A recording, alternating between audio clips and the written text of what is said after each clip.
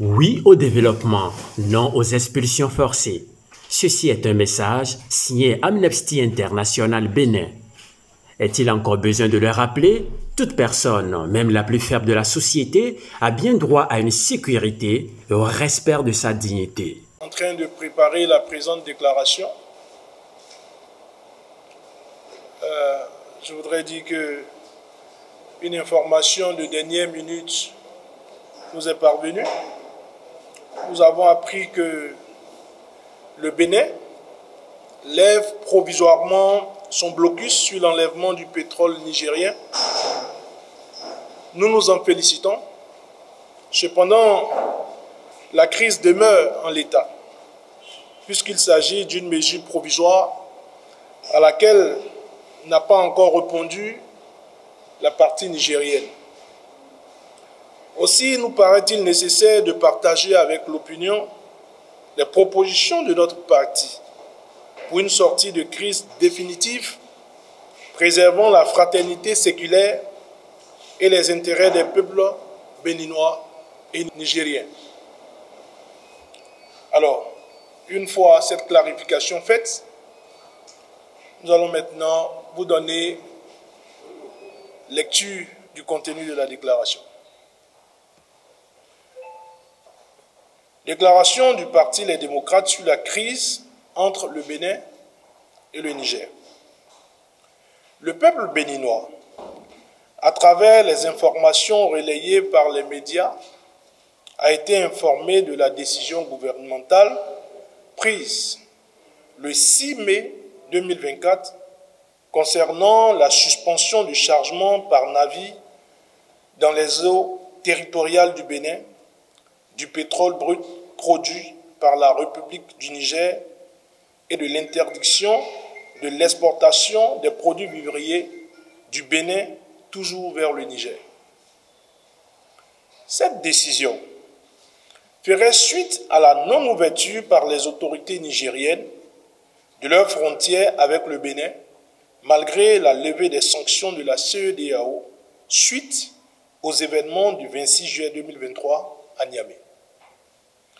Nous attirons l'attention des uns et des autres sur le fait surprenant que cette crise à ce jour est gérée en mettant une malheureuse parenthèse sur l'histoire.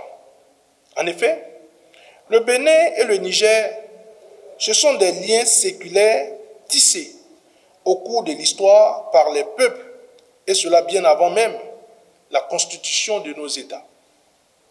Car, en fait, ce sont les mêmes communautés de part et d'autre du fleuve, Aoussa, Djerba, qui partagent avec les Dendi la glorieuse histoire de l'Empire Songhai. Nos pères fondateurs de vénérée mémoire, Hubert Maga et Amani Diori, ont aussitôt eu à cœur, dès l'indépendance, de renforcer cette communauté de destin par la mise en œuvre de projets intégrateurs des deux peuples avec pour point de mire le port de Cotonou et l'emblématique OCBN.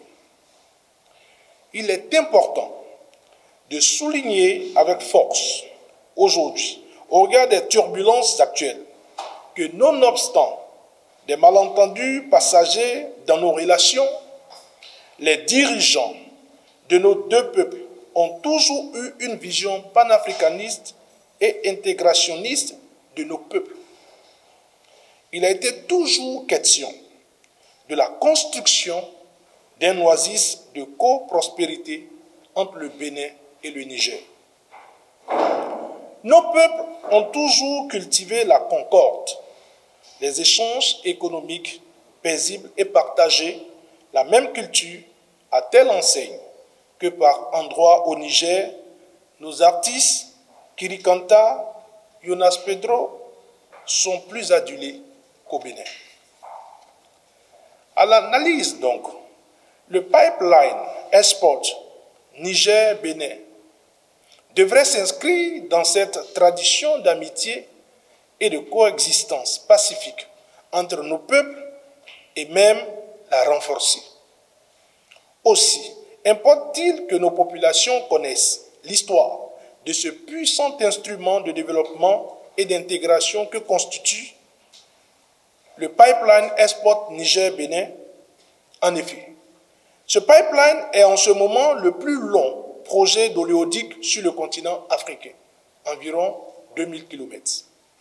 Négocié par le Bénin sous le régime du président Dr Ishola Boniyayi à partir de 2015, le pipeline Export Niger-Bénin traverse 5 départements de notre pays, à savoir la Liborie, le Borgou, les collines, le plateau et enfin l'Ouémé.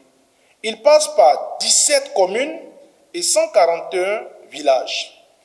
Il est composé d'une station terminale à Semekodi, de 2 stations de pompage à Gogounou et à Tchatchou et d'un terminal d'exploitation en haute mer.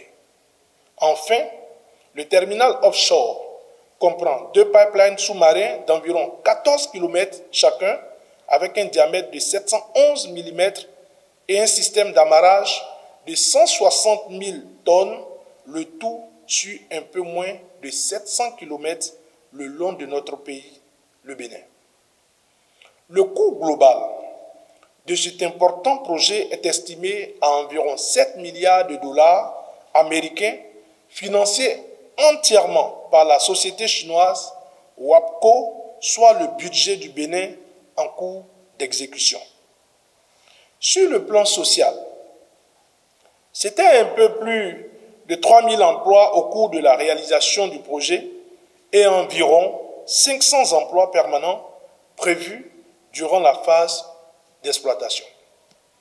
Le Niger étant un pays enclavé, avait le choix entre plusieurs pays partenaires avec lesquels il pouvait entrer en partenariat avant d'acheminer son pétrole brut vers la Chine.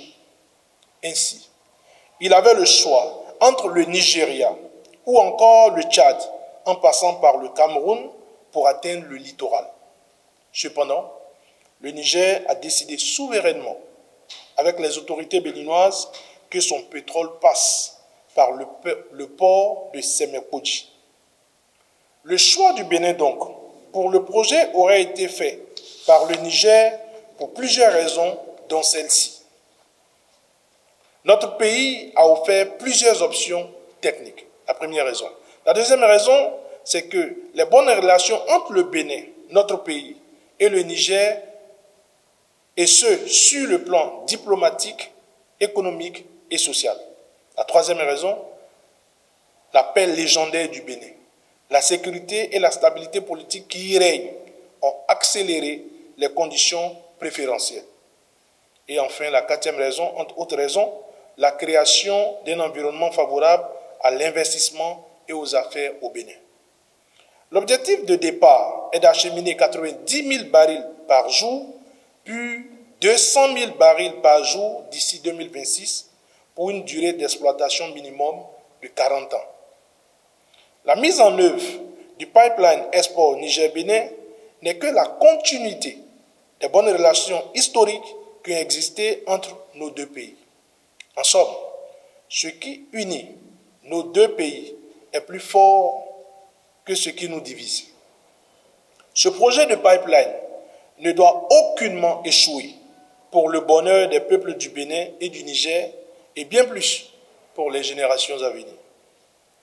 Le rôle du dirigeant dans un pays avec une tradition de paix comme le nôtre ne doit jamais consister à la remise en cause de cette paix. Ce qui se dessine depuis le 6 mai 2024 est un spectacle triste, sombre, pas du tout agréable ni à la vue ni à l'ouïe. Au regard de notre histoire commune, il y a lieu de réaffirmer avec force et conviction que la mise en œuvre du pipeline est la continuité des bonnes relations qui ont existé de tout temps entre les deux pays. En ce moment où notre pays et le Niger sont en difficulté et en proie à une crise ouverte, nous convions nos dirigeants de part et d'autre de notre fleuve, le Niger, de ne pas tomber dans l'amnésie, mais d'avoir en mémoire l'histoire vivante du long vivre ensemble harmonieux tissé par nos deux peuples. Aussi, Au regard de notre vécu historique commun, le parti Les Démocrates invite instamment nos dirigeants de part et d'autre de notre fleuve, le Niger, à se départir de tout chauvinisme, d'entamer courageusement la désescalade et d'éviter tout propos de nature à envenimer la situation.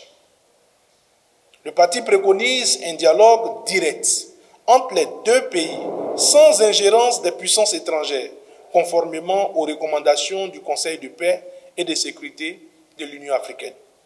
Enfin, le parti demande au président Patrice Talon de considérer la crise actuelle comme étant un problème national qui appelle de sa part la consultation en urgence des forces vives de la nation dans la perspective de créer les conditions pour maintenir impérativement ce projet au Bénin et éviter sa délocalisation dans un autre pays. C'est là le sens du patriotisme que chacun de nous doit avoir, l'humanité d'afficher en vue de préserver l'intérêt des générations à venir. Notre parti reste fidèle à sa ligne politique de toujours mettre avant tout autre intérêt l'intérêt supérieur de notre peuple et de l'Afrique. Que Dieu bénisse les peuples frères du Niger, du Bénin et de l'Afrique. Fait à Cotonou le 15 mai 2024. Je vous remercie. Oui au développement, non aux expulsions forcées. Ceci est un message signé Amnesty International Bénin. Est-il encore besoin de le rappeler? Toute personne, même la plus faible de la société, a bien droit à une sécurité et au respect de sa dignité.